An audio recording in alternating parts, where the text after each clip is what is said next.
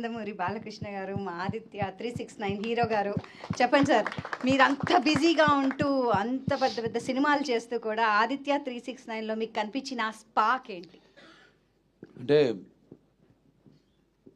సినిమాకి వేరియేషన్స్ అప్పుడే ఇప్పుడు ఆయన చెప్పినట్టు ఒక లారీ డ్రైవర్ ఒక పక్క, నారి నడుము నారి ఒక పక్క, ఇట్లా రకరకాల సినిమాలు చేస్తూ అంటే ఒక ట్రెండ్ సెట్ చేయడం.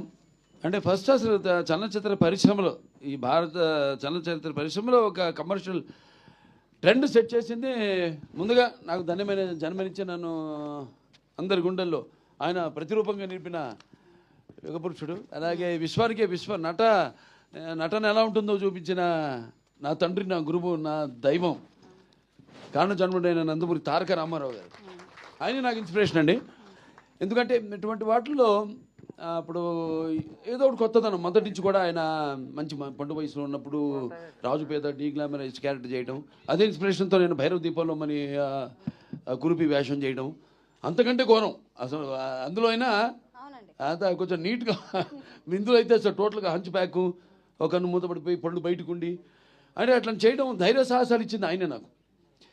అటువంటిప్పుడు ఎప్పుడు కొత్తదనం ప్రజలు కోరుకుంటూ ఉంటారు, డెఫినెట్గా వాళ్ళు ఉంటుంది, కానీ ఏంటన్నదే అది మనం ఎక్స్ప్లోర్ చేయాలి, అది ఇంపార్టెంట్. ఎందుకంటే దానికి ఒక సర్వే అంటే మనం ఒక ఆత్మ పరిశీలన చేసుకోవాలి. ఇంతవరకు చేసింది ఏంటి, ఇంకా ఏం చేయాలి, ఇంకా ఒక అదే యాక్టింగ్ అంటే నేను చెప్తుంటాను, అరవడమో లేకపోతే ఏడవడమో, ఒకరిని ఆనందపరచడానికి విసిరే నవ్వు కాదు. యాక్టింగ్ అంటే ఒక పాత్రలోకి, ఆ పాత్రలోకి అనుభవాలు మనకు తెలీదు, ఆత్మలోకి మనం వెళ్ళడం యాక్టింగ్ అంటే. సో అటువంటిది చేద్దాం, కొత్తగా చేద్దాం. అలాగే కృష్ణప్రసాద్ గారు, మన ముఖ్యంగా ఎస్పి బాలసుబ్రహ్మణ్యం గారు, ఆయన వెనకుండి సారథిగా ఈ చిత్రానికి వెన్నెముకై కృష్ణప్రసాద్ గారిని ప్రోత్సహించడం. నిర్మాత ఎవరన్నది కాదు, మంచి ఆలోచనతో వచ్చిన ఎవరైనా సరే వాడిని మనం ప్రోత్సహించాలి, కొత్తదాన్ని మనం ప్రజలు ఇవ్వాలి. మేము ఎప్పుడు ఒక నిత్యావసర వస్తువులు లాంటి వాళ్ళం, అంటే ఎవ్రీడే ఒక కమోడిటీ. సో అది మనం ఇస్తూ ఉండాలి. మన తెలుగు ప్రజల్లో ఒక ప్రత్యేకత ఏంటంటే ఎప్పుడు కొత్తదాన్ని ఆదరిస్తారు. మొదటి నుంచి చెప్పుకొచ్చాను, నాన్నగారు మంచి పండు వయసులో ఆయన భీష్ముడు పాత్ర వేయడం ఏంటి, అటువంటి ఎన్నెన్నో సాహసాలు చేసి ప్రజల మన్నలను పొందారు ఆయన. అంటే ఆయన ఒక 10-15 సంవత్సరాల ముందు ఆలోచించేవారు. ఆయన ఒక రకంగా నిర్మాతలు కూడా ఏదైనా సినిమా కూర్చో యావరేజ్గా దాటితే కూడా ఆయన చెప్పేవారు, సలహా ఇచ్చేవారు, ఏమండి ఈ నెగిటివ్ ఎప్పుడు తాకట్టు పెట్టద్దు మీరు ఎక్కడ కూడా, ఇది ఎప్పటికైనా బంగారు గుడ్లు పెట్టే బాతు, దట్ ఈస్ ఎన్టీఆర్ అనేవారు ఆయన. అంటే ఆయనకు ఒక నిర్మాత బాగుండాలి, రేపు అది ఏంటి ఎవరు నిర్మాత వచ్చినా కూడా. సో అలా ఒక మంచి సినిమా చేస్తున్నాం అన్న ఒక సంతోషం. అలాగే నాన్నగారి సినిమాలు చూస్తూ పెరిగాను. సో నా కొట్టిన పిండి ఈ పాత్రలన్నీ, శ్రీకృష్ణదేవరాయలు అయితేనేమి, నాన్నగారు చేశారు 2 సినిమాలు. ఒకటేమో నాన్నగారు మన కిరణేశ్వరరావు కలిసి తలాన రామకృష్ణ. సో అవన్నీ ఎప్పుడు అవే చూస్తుంటాను, పాత సినిమాలు. అట్లోంచి మళ్ళీ కొత్తదనం వైపు కూడా నేను కూడా 25 సంవత్సరాలు కొన్ని సాహసించి చెప్పేస్తుంటా క్యారెక్టర్. మా డైరెక్టర్లు కూడా వాళ్ళు బాబు చాలా ఇక తొడతిద్దాం ముందు, ఇది లేకపోతే ఎంతో ముందుగా ఆలోచిస్తున్నారు మీరు వద్దని.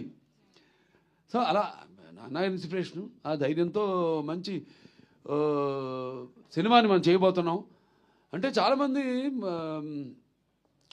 అప్పటికంటే కూడా ముందు ఆలోచన చేసాం, ముందు జనరేషన్స్ని. Forward thinking. ఎవరు రేపు చూస్తారు, రిలీజ్ అయితే సినిమాని ఎలా ఆదరిస్తారు. ఎందుకంటే ఇప్పుడు నేను ఒక 2 జనరేషన్స్ కనెక్ట్ అయిపోయాను నేను. అది సినిమాల ద్వారా కానివ్వండి, లేకపోతే అన్స్టాపబుల్ ప్రోగ్రామ్ ద్వారా కానివ్వండి, అలా 2 జనరేషన్స్. అంటే నా కొడుకే కాదు, నా మనవాళ్ళతో కూడా నేను కనెక్ట్ అయిపోయాను. సో వాళ్ళకి ఇది కరెక్ట్ యాప్ట్ పిక్చర్ బాలకృష్ణది ఈ సినిమా. అన్ని సినిమాలు పిల్లలు కూడా చూస్తున్నారు, డైలాగులు చెప్తున్నారు. ఏది మా డాకు మహారాజు కానివ్వండి, లేకపోతే మా నెలకొండ భగవంత్ కేసరి కానివ్వండి, లేకపోతే అఖండ కానివ్వండి, లేకపోతే వీరసింహారెడ్డి కానీ.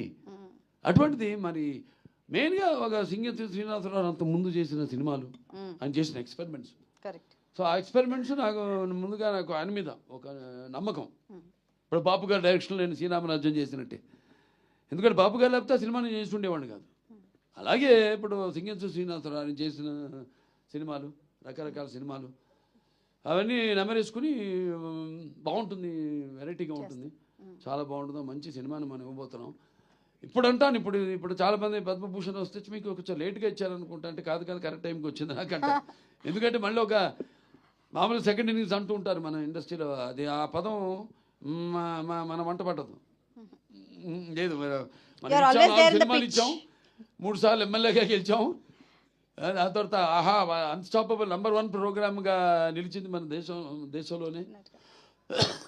మరి క్యాన్సర్ హాస్పిటల్ ద్వారా క్యాన్సర్ రోగులకు మనం సేవలు అందించడం, ఇవన్నీ కూడా చూసుకుంటే అప్పుడు నేను క్యాన్సర్ హాస్పిటల్ చైర్మన్ కాదు, ఒకవేళ ఇదివరకు ఏదైనా ఇటువంటిది ఇచ్చుంటే సరే రేపు అంతే. ఇప్పుడు ఇందాక అన్నారు మాటల్లో, అది కాకతాళీయమో యాదృచ్ఛికమోనని.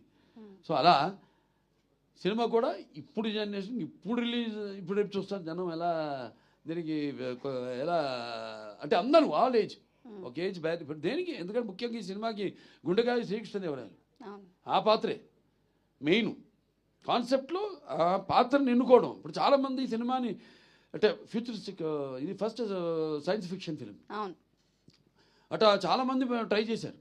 హిందీలో ఒక పిక్చర్ ముహూర్తం కూడా చేశారు సినిమా, ఇటువంటి సినిమా, దాన్ని షెల్ఫ్ చేసేసారు, తీయలేదు. అలా తర్వాత వచ్చిన సినిమాలు ఏవి కూడా ఇది మన సినిమా సక్సెస్ అయినట్టు ఏది సక్సెస్ కాదు సినిమా. ఎందుకంటే మనకి జనం అంటే మనకి ఈ శ్రీకృష్ణదేవరాయల పాత్రని అంత అద్భుతంగా అప్పుడు నాన్నగారు కానివ్వండి, అదే నాన్నగారి మీరు ఎంత అందంగా ఉన్నారండి, అసలు ఎంత ముద్దొచ్చేస్తున్నారు అసలు. దాంట్లో అదే తెల్ల రామకృష్ణ కానివ్వండి. Very nice. సో భాష మెయిన్గా పిల్లలకి ఇప్పుడు తింటోంది మేకతోక మేకతోక మేకతోక మేకతోక మేకతోక, ఇట్లాంటి భాష మీద కూడా ఇప్పుడు ఎలా అంటే మన భాష మీద ఇంట్రెస్ట్ పుట్టిస్తాం, కలిగిస్తాం. అంటే అట్లా అని కాదు నేను చెప్పేది. ఇప్పుడు నేను చెప్పిన సినిమాలు అన్ని డైలాగులు కూడా చిన్న చిన్న పిల్లలు కూడా చెప్తున్నారు. అట్లా కాకుండా బాగా ఇంకా దానికి యాప్ట్గా అంటే నేను అనేది విజువల్స్గా ఒక కాన్సెప్ట్గా కూడా ఇప్పుడు యూత్కి, అంటే ఆ తర్వాత నెక్స్ట్ జనరేషన్ ఇది మామూలుగా టీవీలో చూసిన వాళ్ళని కాకుండా, లేకపోతే ఈ ఓటీటీలో చూసిన వాళ్ళని కాకుండా, ఓటీటీ లేదు టీవీలో, అలాగే ఇప్పుడు రేపు పెద్ద సినిమా చూస్తారు April 4th ఎలా ఉంటుందో బ్రహ్మాండంగా ఉంటుంది. అండ్ ఇళయరాజా గారి సంగీతం ఇందులో, అండ్ దీంట్లో చేసిన నటీనటులు ఎంతో మంది ఉన్నారు. ఇన్ఫాక్ట్ ముంబై నుంచి అప్పట్లో అదేంటి అమరేష్ పూరి గారు, టీను ఆనంద్ గారిని తీసుకొచ్చారు. అలాగే ఏదో బాబుమోహన్ గారు ఉన్నారు, దాంట్లో ఇంకా చలపతిరావు గారు ఉన్నారు, భరణి గారు ఉన్నారు, అన్నపూర్ణమ్మ గారు ఉన్నారు, అన్నపూర్ణమ్మ గారు, మోహిని హీరోయిన్. అప్పుడు పుస్తకం తెచ్చుకుని చదువుకుంటుండేది. ఏంటమ్మా పుస్తకం తెచ్చి చదువుకుంటున్నా అంటే ఎగ్జామ్ ఏది ఇప్పుడు 11th మెట్రిక్ అనుకుంటా, +1. అలా తరుణ్ ఉన్నారు, రాశి, చిన్న చిన్న పిల్లలు వాళ్ళు, చాలా మంది నటీనటులు. అండ్ సంగీతం ఇళయరాజా గారి సంగీతం మాస్టర్ ఇళయరాజా గారు. అలాగే ఈ సెంచరీలు కొట్టి పిక్చర్ ట్రైలర్లు కూడా పెట్టడం ముందు అదే సార్ పాటకి మీరే నిర్వచనం.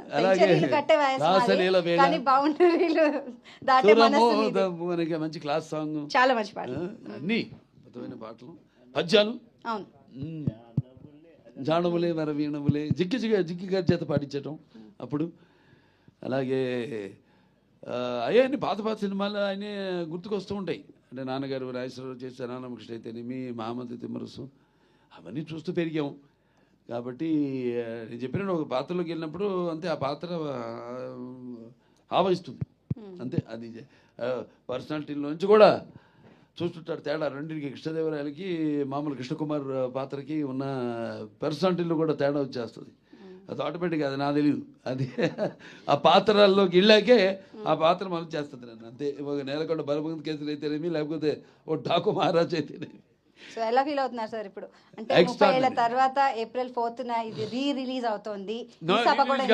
ఇది ప్రీ రిలీజ్ ఫంక్షన్ అంట. ప్రీ రిలీజ్ కాదు, ఇది not re release, it's pre release. చిరస్థాయిగా మన చలనచిత్ర పరిశ్రమలో కొన్ని సినిమాల పేర్లు చెప్పుకుంటాం మొదటి నుంచి. మాయాబజార్ అనో, లేకపోతే మన నాన్నగారి సీతారామ కళ్యాణం, లేకపోతే శ్రీకృష్ణ పాండవ్యం, అలా కొన్ని సినిమాలు ఉన్నాయి. ఆ సినిమా కోవలో నిలిచిపోయే సినిమా ఆదిత్య 369. దీనికి సీక్వెల్ కూడా రెడీ అయిపోయింది. మొదలు పెట్టేస్తాం. ఇంకా మొదలు పెడితే అంతే. నాకేంటంటే ఒకసారి మొదలు పెట్టేస్తే కృష్ణప్రసాద్ గారు కూడా ఆయన్ని ముఖ్యంగా మెచ్చుకోవాలి. ఎన్నో వ్యయప్రయాసాలు కూర్చి అసలు కాన్సెప్ట్ రావడం. ఒక సినిమా అంతకుముందు నిర్మాత అంతే ఆయన. శ్రీదేవి మూవీస్, అనిత అనిత గారు ప్రెజెన్స్, ఎస్పి బాలసుబ్రహ్మణ్యం గారు ప్రెజెన్స్, ఆవిడ నిర్మాత.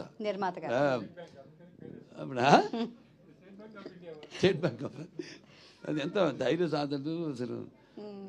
అంత అద్భుతమైన సింగితో శ్రీనివాసరావు ఇప్పటికీ చూశారుగా 94 ఏళ్ళు. ఎలా మాట్లాడుతున్నాను ఆయన. నన్ను అడుగుతుంటారు అప్పుడప్పుడు, ఏంటి బాబు ఎప్పుడు మొదలు పెడుతున్నా పార్ట్ 2 రెడీ రైట్ చేసేయాలి అని. And is updated. వాటికి టెక్నిక్ అన్నిటికి కూడా ఈజ్ అప్డేటెడ్. వాటికి హ్యాట్స్ ఆఫ్. మొదలు పెట్టాలి తొందరగా. ఉంది కథ రెడీ. నేను ఆయన కూర్చొని పాత్ర వేస్తాను అందులో.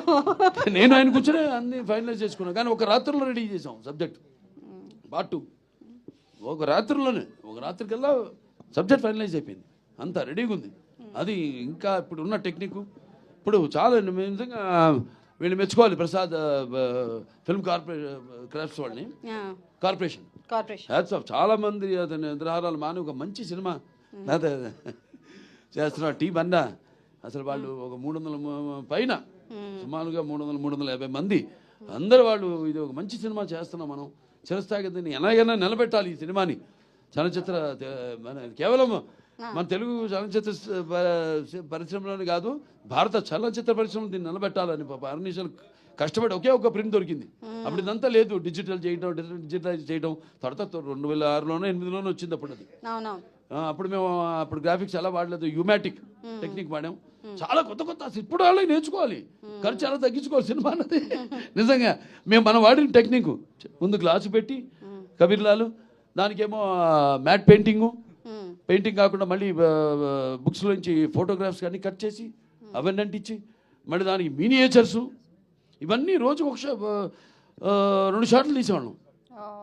టాక్ డిస్మాంటిల్ చేసేసి అప్పుడు క్లోజ్అప్స్, మిడ్ షాట్స్ తీసుకునేవాళ్ళం. చాలా అంటే చాలా 3 కెమెరామెన్లు దీనికి. శ్రీరామ్ గారు, అలాగే మన విఎస్ఆర్ స్వామి గారు. అందుకే ఆ తేడా కనపడుతుంది మనకి. అంటే కన్వెన్షనల్ ఫోటోగ్రఫీ, దాని తర్వాత లేటెస్ట్ బౌన్స్ ఫోటోగ్రఫీ ఏదైతే శ్రీరాము, పిసి శ్రీరాము, లేకపోతే కబీర్లాల్ గారు వాడారు. అద్భుతం. సో 4th ఏప్రిల్ అందరినీ ఒకసారి మరోసారి మీ పిల్లలతో అందరితో వచ్చి చూడాలని మీరే చెప్పాలి అందరికి. బికాజ్ యు ఆర్ చూస్తారు, మీరే భుజం మీద అంత కాన్ఫిడెంట్ నాకు. ఎందుకంటే ఇప్పుడు అప్పట్లో చేసాం, అది నేను చెప్పినట్టు చిరస్థాయిగా ఉండిపోయే సినిమా ఇది ఖచ్చితంగా. ఇక ఎక్కడి నుంచి ఇక ఈ సినిమా చూస్తూనే ఉంటారు. ఇక జనరేషన్స్ టు జనరేషన్స్, వచ్చే జనరేషన్స్ టు జనరేషన్స్, నిర్విరామంగా ఫర్ ఎవర్. అంతే. చాలా ఎంతో కష్టపడ్డారు. అందరికీ నా అభినందనలు తెలియజేసుకుంటా, కృతజ్ఞతలు తెలియజేసుకుంటాను. To restore the film. Restore చేయడం అనేది మేము చాలా కష్టమైన, దీంతో క్రాఫ్ట్స్తో కూడుకున్న. అవును, గత 3 నెలల నుంచి దానికే వర్క్ చేస్తున్నారు. 8 months నుంచి. I'm sorry sir. సో 8 నెలల నుంచి చేశారంటే ఇట్స్ రియలీ గ్రేట్. మళ్ళీ ఇది తెలియదండి, రీబార్న్ అన్నట్టు చెప్పాలంటే ఈ సినిమా గురించి ఇప్పుడు తెలుస్తుంది. అప్పుడు కొంతమంది చూశారు కానీ ఎవడు చేసినా కూడా ఎవడు అది కాల అనుకున్నంత వరకే, అంతేగాని ఏది జరగల ప్రాక్టికల్గా. ఇక ఈ సినిమా ఇవాళ మాట్లాడుకుంటారు మొత్తం మన ఇండియన్ ఫిలిం కమ్యూనిటీ మొత్తం కూడా ఈ సినిమా గురించి మాట్లాడుకుంటుంది. రిలీజ్ అయ్యాక సినిమా గురించి ఖచ్చితంగా no doubt about it. Telugu వాళ్ళ గొప్పతనం, మన వాళ్ళ తెలుగు వాళ్ళ ముందు చూపు, ఖచ్చితంగా forward thinking. Thank you so much అండి. ఇట్స్ ఎ ప్లెజర్ మిమ్మల్ని ఇలా కలుసుకోవడం. అందరు కూడా నా విశ్వావసు సంవత్సరం శుభాకాంక్షలు తెలియజేసుకుంటున్నాను అందరికి. Ugadi thank you so much. అంటే ఉగాది అంటే ఉరకలు వేసే ఉత్సాహం, ఉగాది అంటే ఉప్పెనలో ఉప్పొంగే ఒక కవిత్వం. అలాగే అందరికి కూడా భగవంతుడు అష్టైశ్వర్యాలు సుఖ సంతోషాలు భోగభాగ్యాలు కీర్తి ప్రతిష్టలు శ్రీ సంపదలు ఆయుర ఆరోగ్యాలు సంపూర్ణ ఆయుష్ నవగ్రహాల అనుకూల్యం ప్రసాదించాలని మనం ప్రార్థిస్తున్నాను. థ్యాంక్ యూ సో మచ్ అండి.